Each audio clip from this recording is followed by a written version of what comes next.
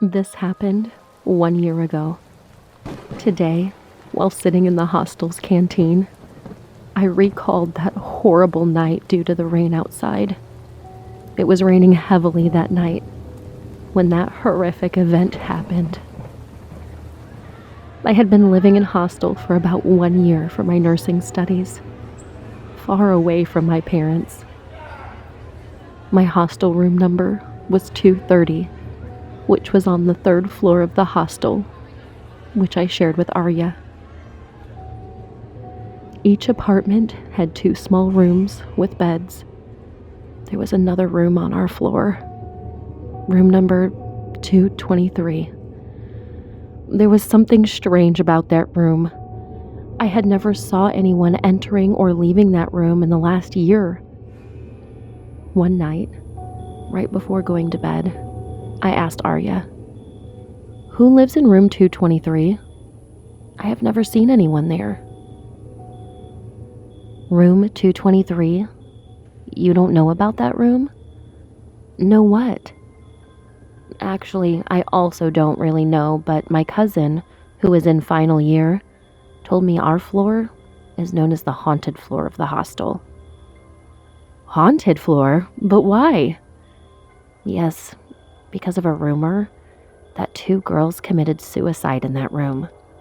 After that accident, whoever stayed there reported that they could see those girls. Since then, no one is allowed in that room." "Why didn't you ever tell me about this?" "I thought you knew it all. But don't be afraid. Just stay away from that room." There was one thing I did not tell Arya, that I didn't believe in this sort of stuff. It had been 3 months since I knew the truth about that room, but nothing like that happened that would make what Arya said true. So I just believed it was a hostile rumor. One night, it was raining heavily, which woke me up. What is this noise? Oh, it's raining. What time is it? It was 2:30 a.m. when I woke up. I tried to sleep again, but failed to do so. I thought I should take a little walk in the room, and that might help make me sleepy. I started walking when Arya's voice came from her room. "Oh, Sophia, what are you doing in the middle of the night? I'm unable to sleep because of you." "Sorry, I'll go take a round outside." I left the room and started walking in the corridor. That's when I heard someone laughing, and it was as I was walking toward room 223. And as I reached closer to that room, the laughing was getting louder. When I reached that room, I saw that the door was open just a little bit. I was happy, and I talked to myself. Finally, someone came to live here. The haunted floor rumors can end now. I was right in front of the room's door, and I tried to look inside, but the light in the room was low, and I wasn't able to see anything inside. I decided to meet them, so I knocked on the door. All of a sudden, the laughing stopped, and no one responded. So I knocked again. This time a voice came from the room. "Come inside." It was the voice of a girl. After hearing it, I went inside. But there was no one in the first room, and the lights were off. But the lights in the second room were on. And from there, someone said, "We are here." "Oh, okay." When I entered the second room, I saw 2 girls in white nightgowns sitting in their bed. I said, Hi, my name's Sophia. What are your names? Amelia. Emma. When did you come to live here? They did not reply. They kept staring at me. And then one of them said, "We're playing a game. Will you play?" This felt very strange to me, but I agreed to play with them. Game? Sure. Yes. Why not? Okay. Take a pen and paper from that table. The table was right in front of the bed, and there was a mirror attached to it. I picked up the paper and the pen from there, and just for a moment, I took a glance at the mirror. And what I saw in the mirror shocked the soul out of me. I was really scared. In the mirror, a girl's body was hanging from the fan in the room. The body was facing the wall, and it was slowly turning towards me. I wanted to scream, but was unable to do so. And when I saw the face of that body,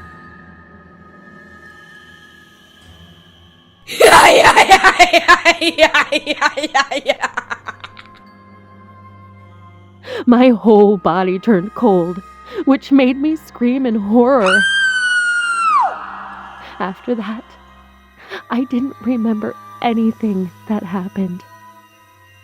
Because when I opened my eyes, I was in the hospital. Arya, where am I? In the hospital. Hospital? But why? Teachers and security guards brought you here. Last night, I heard you screaming, so I rang the security alarm. We found you in room 223, and you were bleeding from your head. Arya asked me what happened, and I don't know why, but I never told her. And I've kept it a secret until now.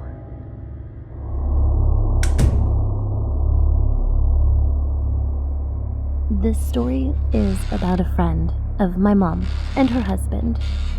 They just had a baby and bought an old house in the middle of nowhere in northeast Sweden. The husband worked at the sea and was gone for weeks at a time, leaving his wife and child alone. It wasn't after they had moved in the house and he was gone away at the sea that the wife started feeling uncomfortable in the house. Like the feeling that something was off, out of place, or weird. She started getting this sensation more and more. Like me being a skeptic, she brushed it off as a feeling of loneliness as her husband was already away for 3 weeks. But then it evolved into something more than just a feeling. At night, she thought she could hear footsteps on the stairs leading to the second floor, where she and the baby were asleep. She tried to convince herself that this also was something she had imagined, half awake, half asleep. She tried to convince herself that it was an old house with old wooden stairs, and an old house like that made noises. But it continued almost every night. She started freaking out as soon as the day would turn into night. She also noticed her baby acting strangely. The baby would sometimes stare at certain points on the ceiling and would start or stop crying for no reason. More than newborns usually would do, and more frequently flipping from crying to total silence, with a deep focus at the ceiling as if there was something to focus on. The mother kept trying to explain the noises with rational and sound thinking, and this being her first child, she thought that this was normal behavior for newborns, only a few weeks old anyway. One day, in the middle of the day, the baby was upstairs in the crib, sleeping, and her downstairs in the kitchen, when she again heard footsteps on the stairs.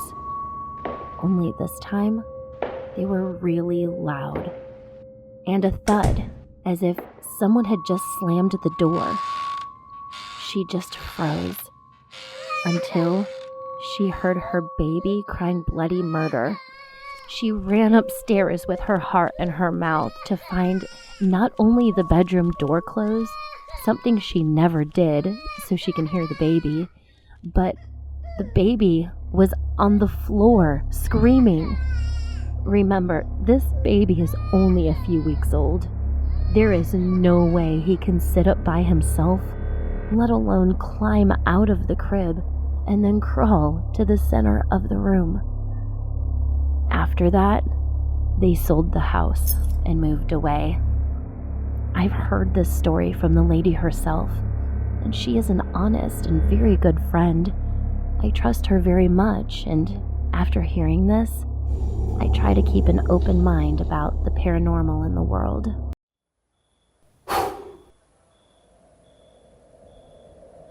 If the curse is real, I grew up with one in my house.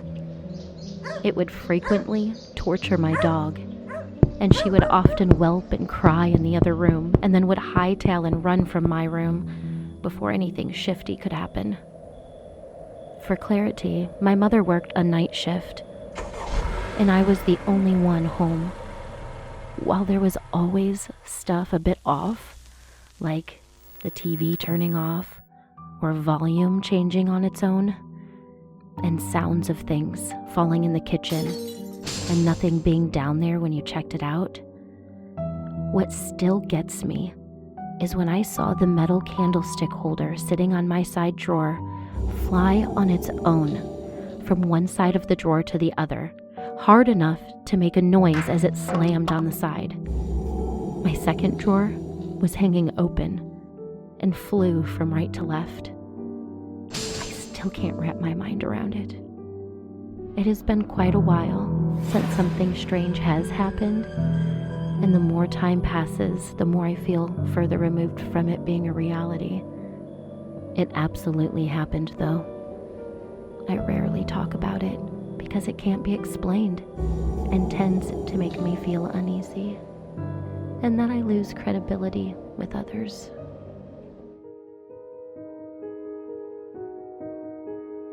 I was 16 at the time. I rode the public bus to and from the school. This particular day, I had done some special effects makeup for my classes, so I had fake blood running down my face, and I couldn't be bothered to take it off before leaving school. Now, I knew that people on the bus would stare and ask questions, so I wasn't surprised when a man in his mid-30s started asking about the makeup. He asked the usual questions like, "Did you do it yourself?" So I expected the conversation to be over quickly, but boy was I wrong.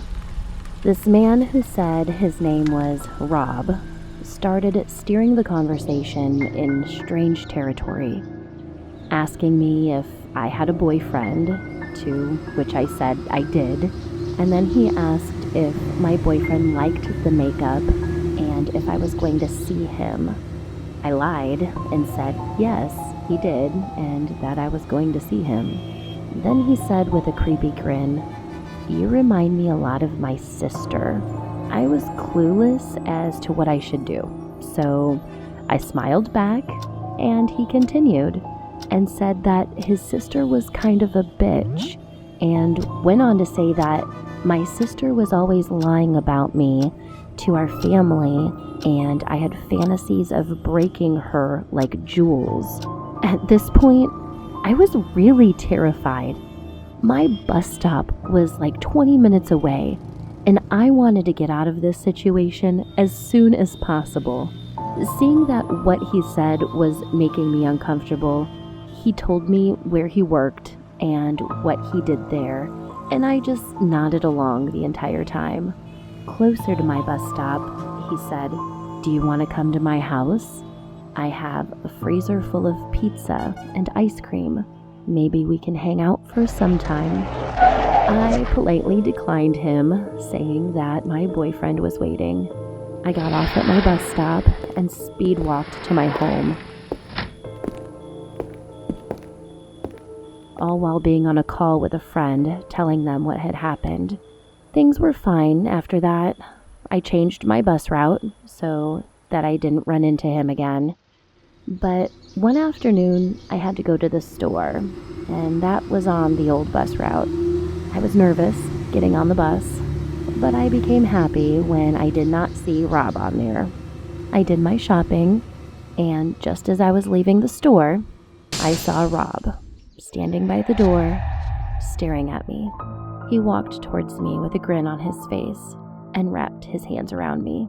I pulled myself away from him, saying that I was busy and I have to go. He asked what I was doing and that he would tag along, but I persistently refused him, and I told him I can't.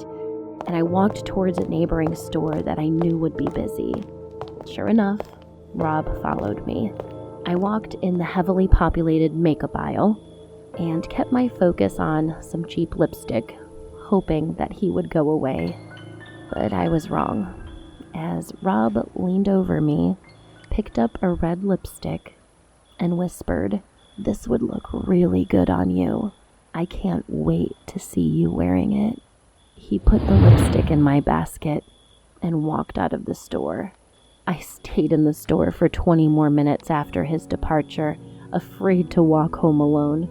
After mustering up some courage, I put away the basket and the lipstick and called a friend to stay on the phone until I reached home.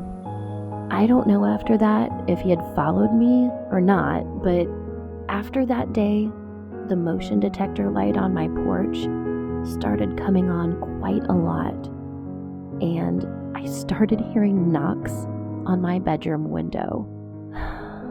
Thankfully, I moved, and I have not seen Rob since.